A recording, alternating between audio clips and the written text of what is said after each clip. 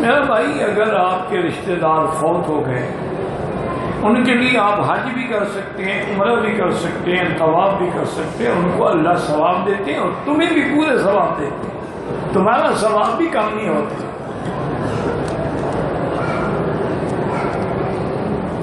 ہر طواف کے بعد 2 رکعت واجب ہے، چاہے وہ فرضی طواف ہو، واجب ہو، نفلی ہو۔ طواف کے جیسے 7 شکر لازم ہیں، ان کے بعد 2 رکعت واجب و طواف لازم ہے۔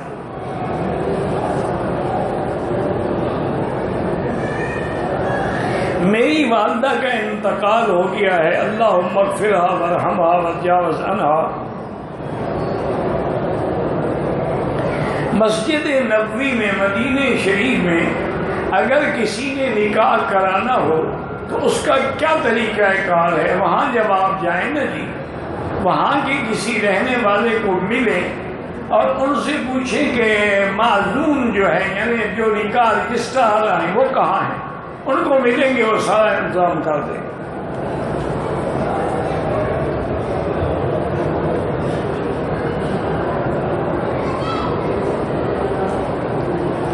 میں نے جہاز میں احرام کے ساتھ جب پیشاب کرنے لگا تو شہوت کے ساتھ لیس دار مادہ نکلا، تو بہرحال وضو کر لیا آپ نے، ٹھیک ہے، اس کے لیے غسل ضروری نہیں ہوتا ہے۔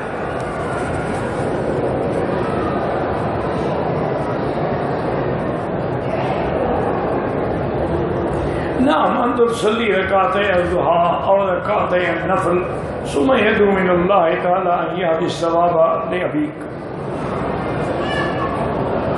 نماز فرض ہونے سے پہلے صحابہ کیا عبادت کرتے تھے؟ فرض ہونے سے پہلے بھی نمازیں پڑھتے تھے۔ حضور پہ ابھی نبوت بھی نہیں آئی، قرآن بھی نہیں اترا، غار حرا میں نمازیں پڑھتے تھے۔ نماز تو معراج کی رات فرض ہوئی، اس سے پہلے حضور پاک نے سارے انبیاء کو نماز پڑھائی، تو نماز بھی پڑھتے تھے، طواف بھی کرتے تھے، دین ابراہیم تو موجود تھا۔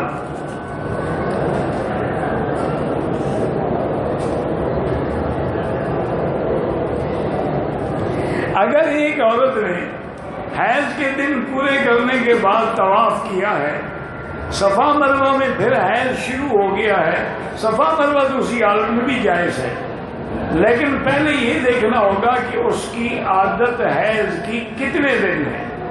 وہ دن پورے ہو گئے تھے، اس نے تسلی کر دی تھی کہ حیض بند ہے، اگر ایسا نہیں کیا وہ تو دم ہے۔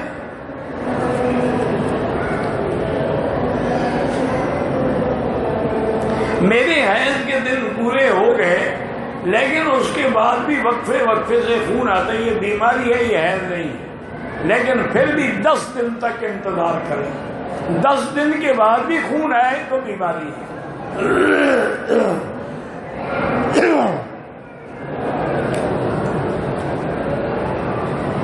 میں دل کا مریض ہوں، میں نے سیدنا عائشہ رضی اللہ عنہا کہ مسجد سے احرام باندھے کے بغیر عمرہ کیا ہے۔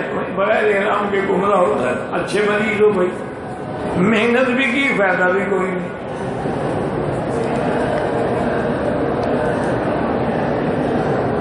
لوگ کہتی ہیں کہ زمزم میں کفن دھو کے دے آؤ، کوئی حکم نہیں، نہ مسئلہ ہے نہ شریعت ہے، نہ کبھی صحابہ دھو کے لے گئے۔ اگر کوئی اپنے عقل سے زمزم کو متبرک سمجھ کے فائدہ اٹھاتا ہے الگ بات، لیکن مسئلہ کوئی نہیں۔ یہ سمجھیں کہ زمزم کے کفن سے بخشا جائے گا، اگر کافر ہے تو کیا بخشا جائے گا؟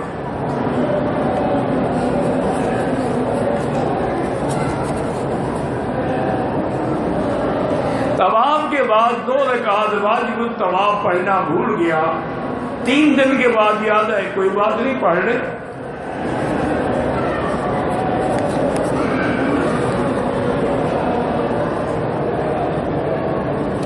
سوتیلی ماں کو باپ کی جائیداد میں حصہ ملے گا تو اس کی بیوی نہیں ہے وہ، تو جیسے پہلی بیوی کو ملتا ہے اسی طرح دوسری کو بھی ملے گا۔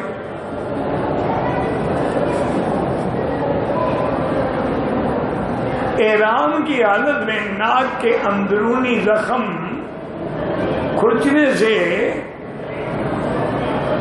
کوئی فرق نہیں پڑتا ہے، نقصان۔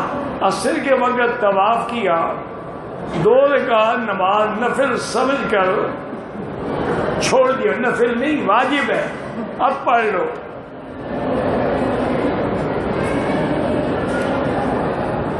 اگر کوئی مرد یا عورت طواف شروع کرے، بیماری کی وجہ سے پورا نہ کر سکے تو کوئی اور اس کی طرف سے نہیں کر سکتا، جب وہ ٹھیک ہو جائے تو دوبارہ طواف مکمل کرے، اس کو ویل چیئر پہ کرا دیا جائے۔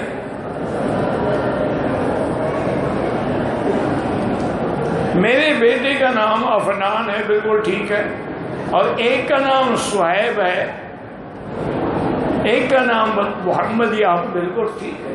صہیب صحابی کا نام ہے، عفنان تو قرآن پاک میں ہے، ذواتا عفنان۔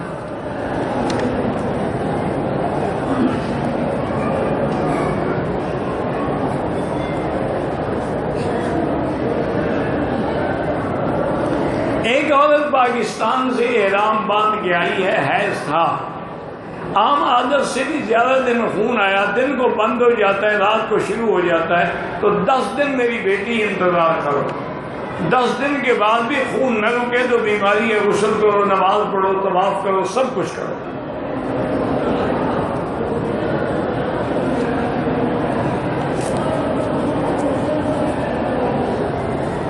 احرام کو بغیر دھوئے ہوئے پہنانا کوئی بات نہیں، کوئی ضرورت نہیں دھونے کی۔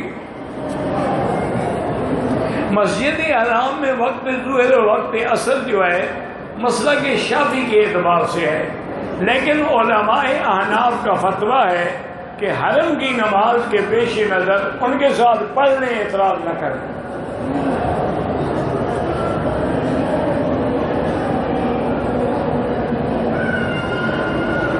بہرحال جو کچھ آپ نے مولانا طارق جمیل سے سنا ہے ٹھیک ہی ہوگا، عالم آدمی ہے، میں کوئی تبصرہ نہیں کرتا کسی بزرگ کا، اور خاص طور پہ نام لے کے میں کسی کا تبصرہ نہیں کرتا۔ ہاں کوئی باطل آدمی ہو تو اس کے بارے میں بتانا پڑتا ہے، جیسے پرویز تھا، رامدی ہے، اسی طرح اور بھی بڑے لوگ ہیں۔ عشاء کی نماز جو ہے فرض 4 رکعت ہیں، بعد میں 2 رکعت سنت مؤکدہ ہے، 3 رکعت وتر واجب ہے۔ نماز میں پاؤں سے پاؤں نہ ملائے کوئی نہیں، افضل یہی ہے، یہ مانا نہیں کہ بالکل پاؤں پہ پاؤں چڑھا دو، صفے برابر ہوں، درمیان میں فاصلہ نہ۔ نظر کی حفاظت کے لیے زیادہ سے زیادہ لا حول ولا قوت الا باللہ، قرض اتارنے کے لیے استغفار، جتنا زیادہ پڑھو گے جلدی اتر جائے گا۔ احرام پہن کر پہلی منزل سے داخل ہونا، طواف کرنا حالانکہ عمرے کی نیت نہیں تھی، بالکل ناجائز ہے۔ مرحومین کے لیے عمرہ یا طواف کرنا جو چاہو کرو۔ کعبہ شریف کی طرف ٹانگیں کرنا اگر بے ادبی مقصود نہ ہو، عذر ہو تو کوئی حرج نہیں ہے۔ نمازی کے آگے نہ گزریں، اگر مجبوری ہو تو سجدے کی جگہ سے آگے ہو کے گزر جائیں، دور ہو کے۔ کسی بھی اچھے نیک عمل کے بعد اگر ہم 2 رکعت شکرانہ پڑھیں، اچھی بات، اللہ اور توفیق دیں گے۔ وتر نماز میں جیسے مغرب پڑھتے ہیں حنفی مسلک میں اسی طرح پڑھیں۔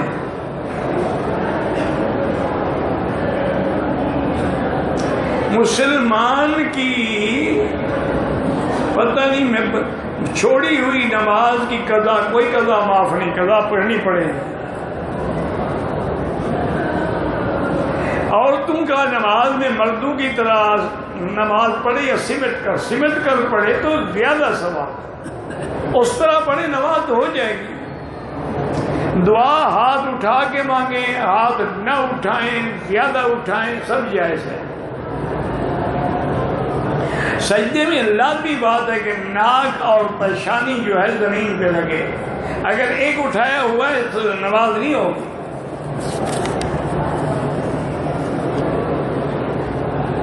جیرانہ یا اپنے ہوٹل سے احرام باندھ کر عمرہ کر سکتے ہیں، ہوٹل سے تو نہیں کر سکتے ہو، جیرانہ سے احرام باندھ کے کر سکتے ہو۔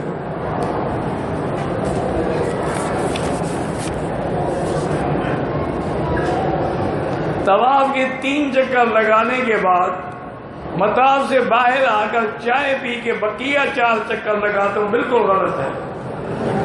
وہ طواف پورا کریں، چائے بعد میں پی۔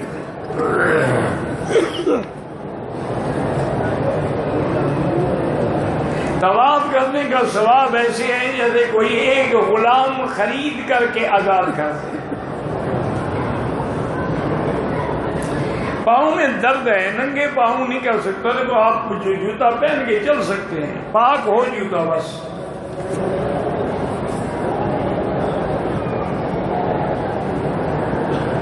بھائی آپ کے ملک کی جو سیاست ہے یا علماء ہیں یا جو کچھ بھی کر رہے ہیں وہ جانے، ان کا ایمان جانے، تم جانو۔ ہمارا اس سے جب واسطہ نہیں ہے تو کسی پر تنقید کیوں کریں گے؟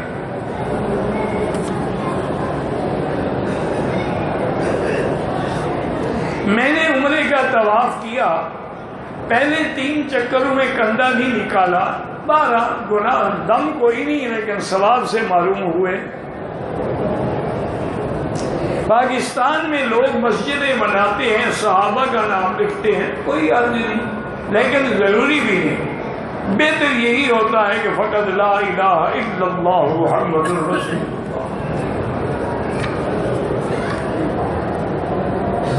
میری والدہ بیمار ہیں، اللہ ہر بیمار کو شفا عطا فرما۔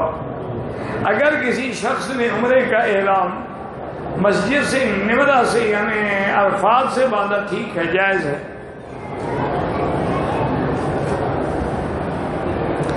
حیض والی عورت حرم کے قریب نہیں جا سکتی، نہ کھانا کعبہ، وہ باہر بیٹھی رہے گی، دروازے سے اندر بھی نہیں آ سکتی۔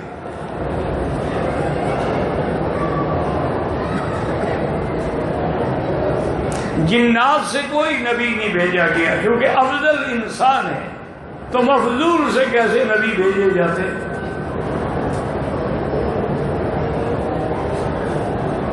ایک آدمی کی طبیعت ٹھیک نہیں ہے، نماز میں شریک نہیں ہو سکتے، نماز میں شریک نہیں ہو، اگر مسافر ہے تو قصر پڑھے، اپنے ہوٹل میں بیٹھ کے پڑھے یا قریب کی مسجد میں پڑھے۔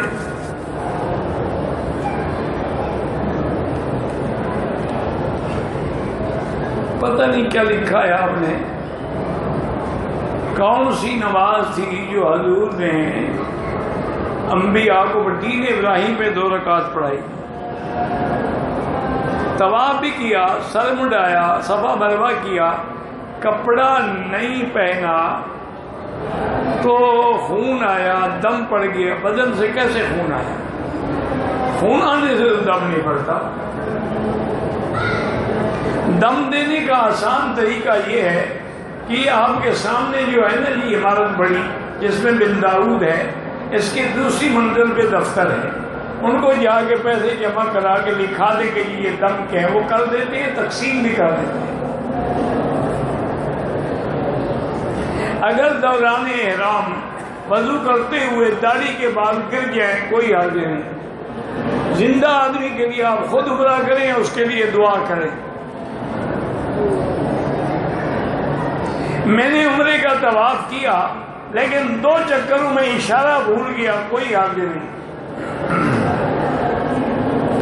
میری شادی نہیں ہو رہی، سورۃ الرحمن روزانہ 3 دفعہ پڑھ کے دعا کیا کرو۔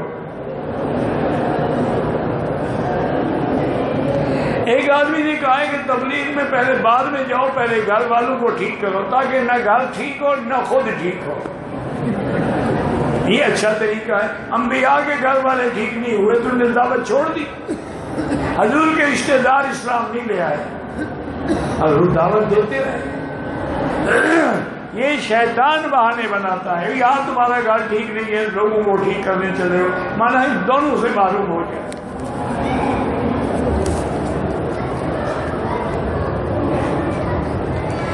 طائف گئے، واپس آ کے احرام پہن کے عمرہ کرنا تو ضروری ہے، طائف میقات ہے۔ تبلیغ کرنے کے لیے اتنا علم بھی ضروری ہے کہ نماز پڑھنا جانتا ہو، وہی لوگوں کو نماز سکھاتا ہے، کلمہ پڑھنا جانتا ہو، لوگوں کو کلمہ پڑھاتا ہے۔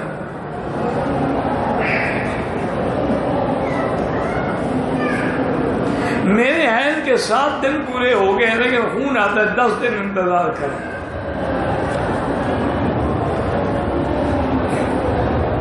احرام کی حالت میں سگریٹ پینا ڈبل حرام ہے۔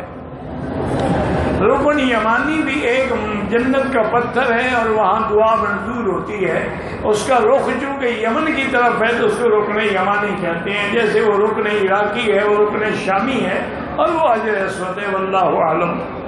اللہم صلی علی سیدنا محمد وعلی آل سیدنا محمد کما صلیت علی ابراہیم وعلی آل ابراہیم فی العالمین انک حمید مجید۔ لا الہ الا اللہ الحلیم العظیم، لا الہ الا اللہ رب العرش العظیم، لا الہ الا اللہ رب السماوات ورب الارض والعرش الکریم۔ اللہم انا نسألک موجبات رحمتک وعزائم مغفرتک والسلامۃ عن کل اسم والغنیمۃ عن کل بر۔ اللہم لا تدع لنا ذنبا الا غفرتہ ولا ہما الا فرجتہ ولا عیبا الا سترتہ ولا کرما الا نفذتہ ولا ضالا الا ہدیتہ ولا فسادا الا اصلحتہ ولا میتا الا رحمتہ ولا حیا الا ہدیتہ ولا حاجتا من حوائج الدنیا والآخرہ الا قضیتہا۔ یا اللہ بیماروں کو شفا عطا فرما، یا اللہ بے اولادوں کو اولاد صالح عطا فرما، یا اللہ جن کے گھروں میں بچیاں ان کے رشتے آسان فرما، یا اللہ بے روزگاروں کو روزگار عطا فرما، یا اللہ بے دینوں کو دین عطا فرما، بے حیاؤں کو حیا عطا فرما۔ یا اللہ پوری دنیا میں جتنی مساجد ہیں، مدارس ہیں، دین کے ادارے ہیں، ان کی حفاظت فرما۔ یا اللہ جتنے دین کے کام کرنے والے ہیں ان کی حفاظت فرما۔ یا اللہ مسلمان فلسطین میں ہیں، کشمیر میں ہیں، عرب میں ہیں، عجم میں ہیں، ان کی جان مال ابر و عزت کی حفاظت فرما۔ یا اللہ حرمین شریفین کو قیامت تک ہر فتنے سے محفوظ فرما۔ یا الہ العالمین پاکستان کو بھی یہود و غنود کی سازشوں سے بچا۔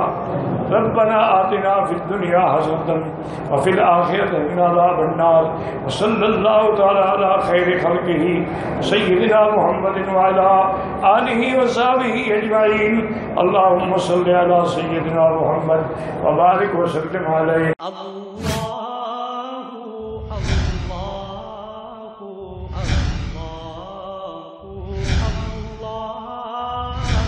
اللہ